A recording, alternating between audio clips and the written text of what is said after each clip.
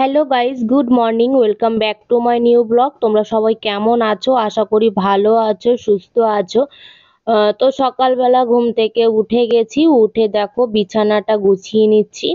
তোমরা তো অনেকেই জানো যে আমাদের ওপরের ঘর কমপ্লিট হয়ে যাওয়ার পর আমরা নিচের যে খাটটা আছে ওপরে তুলে দিয়েছি, আর নিচে আমরা জাজিম পেতেছি।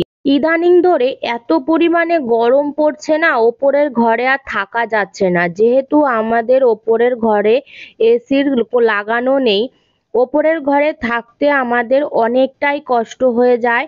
এর জন্য নিচে যে জাজিম পাতা আছে, এই জাজিমের মধ্যেই আমরা সুন্দর করে বিছানা করে মশারিটা টানিয়ে তারপরে শুয়ে থাকি। এই ঘরটা না এয়ার কন্ডিশন ঘরের মতন।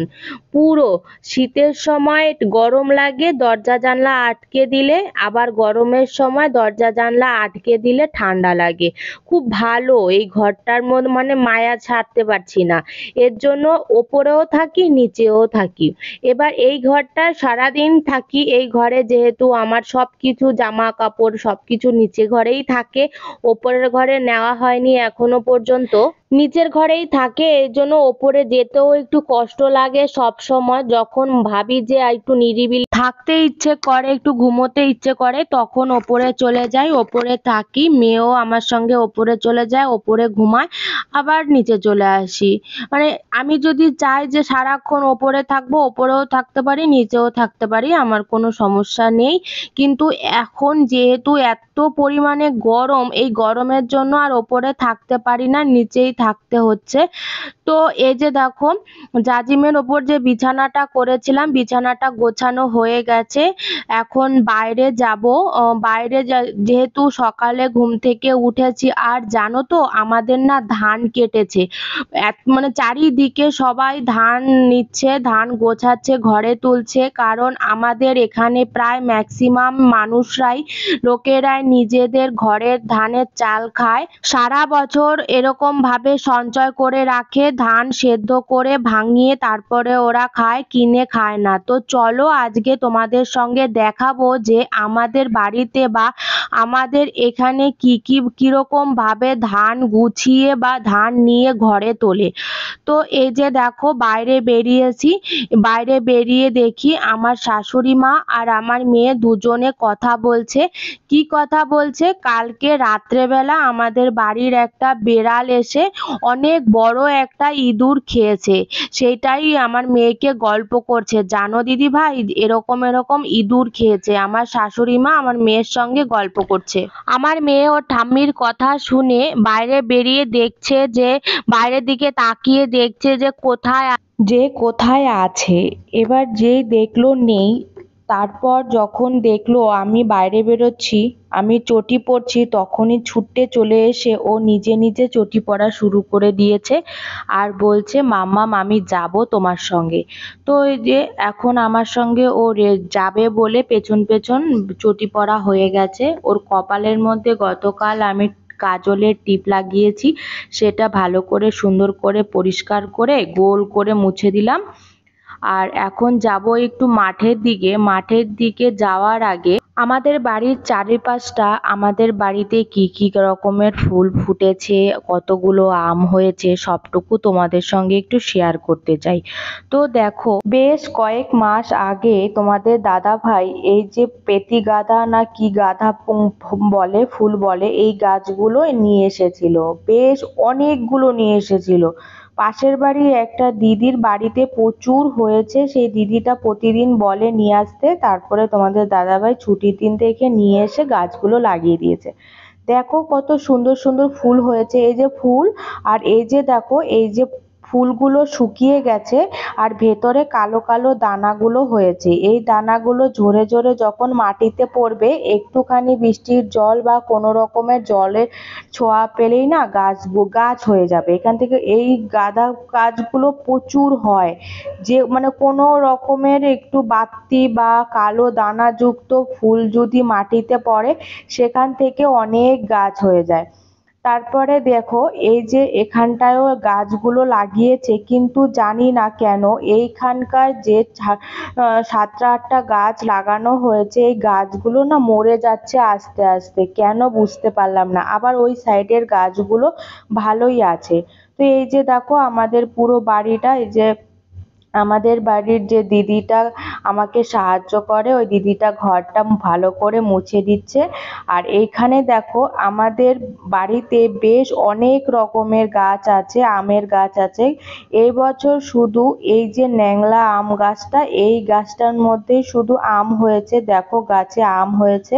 আমি ভিডিও করছিলাম আর আমার মেয়ে বারে বারে বলছিল, মা চলো তাড়াতাড়ি চলো, দেরি হয়ে যাচ্ছে, মাঠের দিকে যাব, তাড়াতাড়ি চলো। ও সকালবেলা একটু হাঁটতে যেতে চায়, বিকেলবেলা একটু হাঁটতে যেতে চায়, সময়ের অভাবে ওকে নিয়ে যেতে পারি না। তাই আজকে একটু সময় পেয়েছি, একটু তাড়াতাড়ি ঘুম থেকে উঠেছি, তাই মেয়েকে বললাম চল একটু রাস্তা দিয়ে হেঁটে আসি। আর আজকে তোমাদের দাদাভাই ধান কেটেছে গত পরশুদিন, আজকে তোমার ধানটা মেশিনে ঝাড়ার কথা আছে, মেশিন আসবে ধান ঝাড়বে। তো তার জন্যই দেখতে যাচ্ছি যে কতটা কি ধান কাটা হয়েছে। তো এইখানে দেখো অনেক জমিতে ধান আমাদের আগেই কাটা হয়ে গেছে, সেগুলো তাড়াতাড়ি করে তারা ঝেড়ে ঘরে নিয়ে যাচ্ছে, কেননা বৃষ্টির খবর আছে, বৃষ্টি হবে। আর প্রচণ্ড পরিমাণে গরম দিয়েছে, যা পরিমাণে গরম দিয়েছে বৃষ্টিটা হওয়াই স্বাভাবিক। এই বৃষ্টিটা যদি যখন ধান লাগানো হয়েছে তখন দিত কত ভালো হতো, আরও সবার আরও বেশি ধান হতো। তো এই যে দেখো এখানে তো মেশিনে ঝাড়া হচ্ছে, এই মেশিনের ঝাড়ার চলটা এখন উঠেই গেছে প্রায়, ধান ঝাড়ার অন্যরকম মেশিন আসাতে। এটা যেমন পায়ে প্রেস করে তারপরে একটা একটা করে ধানের আটি দিয়ে ধান ঝাড়া হয়, আর এখন যে মেশিনগুলো বেরিয়েছে সেই মেশিনগুলো একসঙ্গে অনেক দেয়।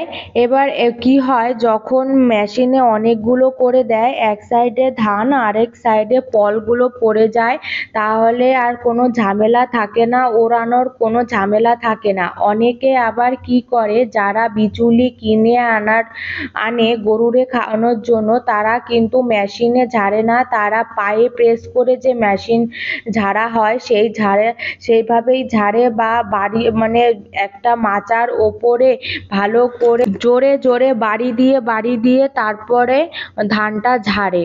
আর এখানে দেখো সকালবেলা আসাতে আরেকটা জিনিস দেখতে পেলাম, আমাদের বাড়িতে আমার যে কাকা শ্বশুরের ছেলে আছে, ও অনেক পটল গাছ লাগিয়েছে, পটল চাষ করেছে এবার। এই যে দেখো দেখতে পাচ্ছ কতগুলো পটল উঠেছে আজকে ওর, আজকে প্রায় এখানে যা বুঝলাম এতগুলো বস্তা, যা বোঝা গেল প্রায় তোমার 4.5 কুইন্টাল 5 কুইন্টালের মতন পটলও উঠবে। এইগুলো বাড়ি নিয়ে যাবে, বাড়ি গিয়ে ভালো করে ভ্যানের মধ্যে বোঝাই করে, তারপরে এই যে টোটোতে বোঝাই করে তারপরে ও হাটে নিয়ে যাবে। বাড়িতে এসে যে দেখে আবার গরুটা ছুটে গেছে, গরুটাকে ভালো করে বাঁধলো, বেঁধে তারপরে ও হাটে নিয়ে গেল। আর আমি আর মেয়ে বাড়িতে চলে এসেছি, মেয়ে বলছে মামা আমার খিদে পেয়েছে, তাড়াতাড়ি কিছু খেতে দাও। এই যে মেয়ের সকালবেলা ওর ঠাকুমা চা বানানোর পরে দুধ অনেকটা ছিল, দুধ রেখে দিয়েছে, তার সঙ্গে একটু হেলথ ড্রিঙ্কস পাউডার আছে ও যেটা খায় আর কি, সেই পাউডারটা মিশিয়ে দিয়েছি। এখন মিশিয়ে দেওয়াতে কি হয়েছে, একটু মানে বেস্বাদ মতন লাগছে, তাই জন্য ও বলছে মাম্মাম আমি যে মিশ্রিটা খাই সেই মিশ্রিটা একটু এটার সঙ্গে মিশিয়ে দাও, তাহলে একটু টেস্ট লাগে, না হলে খালি খালি খাওয়া যায় না। এর জন্য ওকে তাল মিশ্রিটা সবসময় আমি খাওয়াই, তাল মিশ্রিটা আমি একটুখানি মিশিয়ে দিলাম, এতে টেস্টটা অনেকটা ভালো লাগবে আর পুরোটা খেয়ে নেবে। আমার মেয়ে শুধু না, প্রত্যেকটা বাচ্চা মানুষই একটু খাওয়া নিয়ে প্রচুর বায়না করে, খেতে চায় না কিছু না, প্রচুর বায়না করে। এখন ওর হাতে আমি খাবারটা দিয়ে দিলাম, ওর বাবার কোলে বসে বসে এখন খাবে। আর এই যে দেখো সাইডে ও এই দুধটা খাবে না, কটকটি ও খাবে। কটকটি ও ঠাকুমার ঘর থেকে বার করে নিয়ে এসেছে, কটকটি খাবে। আমি বারণ করছি যে ওটা খেতে হবে না, আগে তোর খাবারটা তুই খা, আর ডিম সেদ্ধ করছি ডিম সেদ্ধটা খা, তারপরে গিয়ে কটকটিটা খাস। ও বলছে না আমি কটকটি খাবো, দুধও খাবো, সবই খাবো। তারপরে আমি বলছি কি ঠিক আছে, তার তোর যেটা ভালো লাগে তুই সেটাই খা। তারপরে ও চামচ দিয়ে তুলে তুলে খাচ্ছিল, ওর বাবার কোলে বসে খাচ্ছিল, কিন্তু ওর পোষাচ্ছিল না। তারপরে বলছে আমি সামসেটের ওপরে বসে বসে খাবো, আমাকে তুলে দাও। তারপরে ও সামসেটের ওপরে বসলো, সামসেটের ওপরে বসে এই যে এখন খাচ্ছে। আমি বকা দেওয়াতে বলল যে তুমি এখান থেকে চলে যাও, আমি খাবো, তুমি এখান থেকে চলে যাও, আমি একা একাই খেতে পারো, এরকম করে আমাকে 2-3 বার বললো। বলার পর এই যে দেখো এখন এই যে দুধটা সাইডে রেখে কটকটিটা খাওয়া শুরু করেছে। আর আমিও ফ্রেশ হয়ে নিয়েছি, আমিও খাবো, সঙ্গে সঙ্গে মেয়েকেও খাওয়াবো, আমিও খাবো। আর মেয়েকে খাওয়াতে গিয়ে কখনো কখনো আমার নিজের খাওয়া হয় না, এর জন্য যখনই খেতে বসি দুজনে একসঙ্গেই খেয়ে নিই। আমি খাওয়া দাওয়া করবো, খাওয়া দাওয়া করার পর চলে যাব টিউশনিতে, ওর বাবা মেয়েকে দেখবে। আর তারপরে আমি টিউশনি থেকে এই যে দেখো চলে এসেছি, টিউশনিতে গেছিলাম, সেখান থেকে চলে আসার পর এই যে এখন পুরো ঘরটা ঝাড়ু দিয়ে সুন্দর করে গুছিয়ে নেব। কেননা এখন যেহেতু গরমকাল আর রাস্তার সাইডে বাড়ি বলে প্রচুর পরিমাণে ধুলো ওড়ে, আমি দিনে অন্তত 4 থেকে 5 বার ঝাড়ু লাগাই, তাও যেমন বালি কিচকিচ করে, বিরক্ত লাগে। এখন একটা অভ্যাস হয়ে গেছে কি স্নানের আগে ঘরটা ঝাড়ু লাগাবো, তারপরে আর ঘরটা ঝাড়ু লাগাতে ভালো লাগে না স্নানের পরে। আর স্নানের পরে এই নোংরা কিচকিচ বালির ওপর দিয়ে হাঁটতেও ইচ্ছে করে না, এর জন্য স্নানের আগে ঝাড়ু লাগিয়ে তারপরে স্নানে যাই। তো এই যে দেখো আমার ঝাড়ু লাগানো হয়ে গেছে, এখন স্নানে যাব।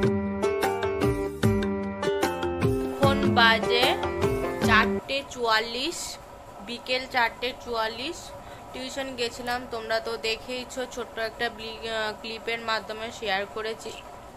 তারপর স্নান করেছি, মেয়েকে খাইয়েছি, আমি খেয়েছি। তোমাদের দাদাভাই যেহেতু ডিউটিতে বেরিয়ে গেছে, তাই জন্য ওকে আমার মেয়েকে আর ঘুম পাড়াতে পারেনি। আবার বিকেলবেলা টিউশন আছে, 4:30 থেকে নর্মালি টিউশনই হয়, কিন্তু আমি না করেছি। ও দাদাভাইকে ফোন করে বলেছি তোমাদের যে টিউশন মাস্টারটাকে বলে দাও যে 5টার পরে পরে পড়াতে আসতে, কারণ শরীরটা খুব খারাপ। গত পরশুদিন থেকে না একটু জ্বর ভাব, মানে জ্বর, তো কালকে সারাদিন শুয়েছিল, এই যে এখনো এই যে শুয়ে আছে। আমি এসে খাইয়েছি, খাইয়ে ঘুম পাড়িয়ে দিয়েছি। জানি না আজকে টিউশন মাস্টার আসলে কি করবে, পড়তে বসবে কি বসবে না। তো চলো দেখি টিউশন মাস্টার আসুক, আসলে অবশ্যই তোমাদের সঙ্গে শেয়ার করবো ও পড়তে বসে কি বসে না। আমিও একটু রেস্ট নেবো, যতক্ষণ না আসে টিউশন মাস্টার ততক্ষণ আমি একটু রেস্ট নিয়ে নেবো, তারপর দেখা হচ্ছে আবার। এই যে দেখো টিউশন মাস্টার চলে এসেছে, পড়তেও বসেছে, কান্না করছে আর পড়তে বসছে। তারপরে যখন ও কান্না করছিল আমি মোবাইলটা নিয়ে সামনে গিয়ে ভিডিও করছিলাম বলে আরও বেশি বেশি কান্না করছিল, বিরক্ত হচ্ছিল। আমি তারপরে বললাম যে আমি ভিডিও করা বন্ধ করে দেব, তুই কান্না থামা, পড়তে বস, পড়তে যদি না বসিস তাহলে কিন্তু ভিডিও করব, ভিডিও করে সবাইকে ভাইরাল করে দেব। এই কথা বলাতে তারপর কান্নাটা থেমেছে, পড়াশোনা করছে, পড়তে বসেছে। আর এখানে দেখো আমি আমাদের ধান ঝাড়তে আসবে একটু পরেই, এখন বাজে 8:30, ওই 9:30 10টার দিকে, 9:30 9টার দিকে মেশিন ঢুকবে, বড় মেশিন ঢুকবে। বড় মেশিন ঢুকলে আমাকে বস্তা আর তোমার যে বস্তার মুখটা বাঁধবে তার একটা দড়ি ব্যবস্থা করতে হবে। তো আমাদের এখানে সিল্কের অনেক দড়ি আছে, সেগুলো টুকরো টুকরো করে কেটে বস্তা বাঁধার মুখগুলো বাঁধার জন্য ব্যবস্থা করছি, যে এগুলো দিয়ে যদি ঠেকা কাজটা চলে যায় তাহলে এগুলোই টুকরো টুকরো করে রাখি, আমার অন্তত কাজটা হয়ে যাবে। তার জন্য এগুলো টুকরো টুকরো করে রাখছিলাম। তোমাদের দাদাভাই আগে থেকে বস্তাগুলো রেডি করে দিয়ে গেছিল। আর আমার যে দেওর আছে ও মাঠে আছে, আমাদের জমির পাশে একটা জমিতে ধান ঝাড়ছে, সেটা ঝাড়া হয়ে গেলেই পরে আমাদের এখানে মানে আমাদের জমিতে ধান ঝাড়তে আসবে। আমাদের বেশ 1-2 বিঘের ওপরে ধান জমি, তো আমাদেরটা একটু টাইম লাগবে, আর পাশের জমিটা একটু কম ধান হয়েছে। এবার তার জন্য বলেছে তোমার তো দেরি লাগবে, তোমারটা পরে করে দিচ্ছি, আগে ওনারটা করে দিই তারপরে তোমারটা করে দেবো। তা এই ব্যাপারটা তোমাদের দাদাভাই আগে জানতো না, আজকে যে মেশিন আসবে সেটার কোনো কথাবার্তা আগে হয়নি। আমার দেওর মাঠে ধান আছে যেহেতু, যতক্ষণ না ধান ঘরে তুলবে ততক্ষণ তো আর স্বস্তির নিঃশ্বাস ফেলতে পারবে না, যেহেতু এখন বৈশাখ মাস, যখন তখন বর্ষা বৃষ্টি নেমে যেতে পারে, আর একবার যদি ধানগুলো বৃষ্টির জল পায় তাহলে সেই ধানের চালগুলো খেতে খুব অসুবিধা হয়, একদম টেস্টহীন লাগে। তাই জন্য আমার দেওর দেখেছে মেশিন ঢুকেছে মাঠে, আমাদের পাশের জমি যখন দেখছে যে ধান ঝাড়ছে তখন মেশিনওয়ালাকে বলেছে যে তাহলে আমাদেরগুলো করে দাও, তখন উনি বলছে যে ঠিক আছে তাহলে তোমাদেরটাও করে দেব, তোমরা ধানগুলো আগে একসঙ্গে জড়ো করে রেখে বস্তা আর তোমার বস্তা বাঁধার যে দড়িগুলো আছে সেগুলো রেডি করো, আমরা যাচ্ছি একটু পরে।